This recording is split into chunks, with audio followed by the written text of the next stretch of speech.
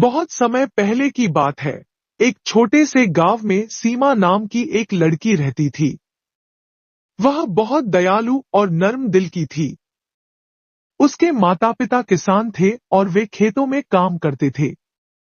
सीमा को पशु पक्षियों से बहुत लगाव था। वह हमेशा घायल पक्षियों की देखभाल करती और भूखे जानवरों को खाना खिलाती।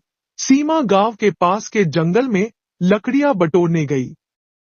तभी उसकी नजर एक घास के झुरमुट पर पड़ी, जहां कुछ हलचल हो रही थी। जब उसने पास जाकर देखा, तो उसे एक छोटा सा सांप का बच्चा दिखा, जो ठंड और कमजोरी से कांप रहा था। सीमा को उस पर दया आ गई। उसने सोचा कि अगर इसे यहाँ छोड़ दिया तो कोई जंगली जानवर इसे मार सकता है या यह ठंड से मर सकता है। इसलिए उसने उसे अपनी चुन्नी में लपेट लिया और अपने घर ले आई। सांप के बच्चे की देखभाल घर आकर सीमा ने एक छोटी सी टोकरी में नरम कपड़े बिछाए और उसमें सांप के बच्चे को रख दिया। वह रोज उसे दूध में रोटी भिगोकर खिलाती और हल्की धूप में रखती।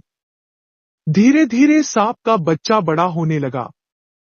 सीमा को उससे गहरा लगाव हो गया और उसने उसका नाम नागू रख दिया।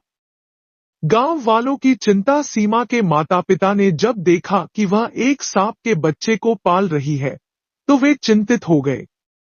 उन्होंने उसे समझाया, सीमा, सांप चाहे कितना भी छोटा हो, बड़ा होने पर वह खतरनाक हो सकता है।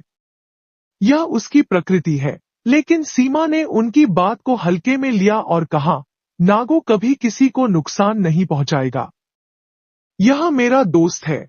गांव के अन्य लोग भी इस बात से डरने लगे कि बड़ा होकर सांप किसी को डस सकता है। लेकिन सीमा अपनी जिद पर अड़ी रही। नागू का बड़ा होना समय बीतता गया और नागू अब एक बड़ा और शक्तिशाली सांप बन चुका था। वह अक्सर सीमा के आसपास ही रहता और उसके साथ खेलता। सीमा को उस पर पूरा भरोसा था।